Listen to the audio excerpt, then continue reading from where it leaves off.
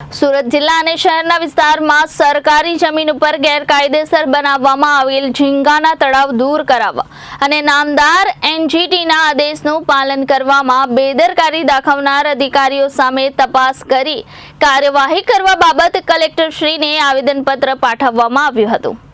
સુરત શહેર અને જિલ્લાના કાંઠા વિસ્તારમાં આવેલ ગામોના દરિયાઈ વિસ્તારમાં સરકારી જમીન પર ગેરકાયદેસર દબાણ કરી મોટા પાયે ગેરકાયદેસર રીતે ઝીંગાના તળાવો બનાવી દેવામાં આવેલ છે, જેને લઈને સમગ્ર વિસ્તારના પર્યાવરણ અને લોકોની આજીવિકા પર અસર થયેલ છે। સુરત શહેર અને જિલ્લાના અનેક ખેડૂત આગેવાનો, જાગૃત નાગરિકો અને ખેડૂતો દ્વારા કેટલાય સમયથી સદરહુ બાબતે વારંવાર રજૂઆત કરવા છતાં સુરત જિલ્લાનું વહીવટી તંત્ર આજ દિન સુધી સરકારી જમીન ઉપર ગેરકાયદેસર દબાણ બનાવવામાં આવેલ ઝીંગાના તળાવ દૂર કરાવી શકેલ નથી।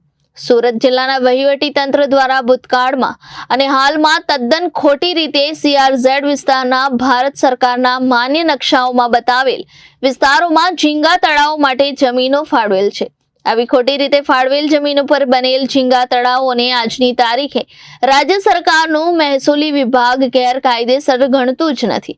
વળી જે અનેક મંજૂરી આપેલ તળાવ હોય કે તેમના દ્વારા કેન્દ્ર સરકારના કોસ્ટલ એક્વાકલ્ચર ઓથોરિટીનું લાયસન્સ લેવામાં આવેલ નથી અને એક ફાળવેલ તળાવોની મુદત પણ પૂર્ણ થઈ ગયેલ છે। જિલ્લા કલેક્ટર પોતે જિલ્લા કક્ષાની CRZ સમિતિના અધ્યક્ષ છે। ગુજરાત સરકારનો મહેસૂલ વિભાગ અને કલેક્ટર ફક્ત એવા જ તળાવોને ગેરકાયદેસર ગણે છે જેની જમીન ફાળવણીનો હુકમ જિલ્લા કલેક્ટર કચેરીમાંથી થયેલ નથી। આમ જે કોઈ વિગતો અહીં ઉપરાંત કેસોમાં દબાણ તરીકે ચિહ્નિત કરી આપવામાં આવેલ છે તે ફક્ત અને ફક્ત મહેસૂલી ટ્રસ્ટીએ હુકમ વગરના તળાવોની છે, જેમાં CRZ અધિનિયમનો ભંગ કરી જિલ્લા કલેક્ટરોએ કરેલ જમીન ફાળવણી હુકમ ઉપર ચાલતા તળાવોનો સમાવેશ થતો નથી, જેની સંખ્યા નોંધપાત્ર છે અને તેમાં રાજકીય દબાણ હેઠળ CRZ ભંગ ગણવામાં આવેલ નથી। વળી જિલ્લા કલેક્ટર પોતે જિલ્લા એક્વાકલ્ચર સમિતિના અધ્યક્ષ હોવા છતાં જાણતા હોવા છતાં કે આ જગ્યાએ ઝીંગા તળાવ ઉછેર પ્રતિબંધિત છે તો પણ ફિશરીઝ વિભાગના દુર્લક્ષમાં આવી ખોટી ગેરકાયદેસર પદ્ધતિ અપનાવીને જમીનો ફાળવે છે અને તેના ઉપર ગેરકાયદેસર રીતે ઝીંગા ઉછેર પ્રવૃત્તિ ચાલવા દે છે।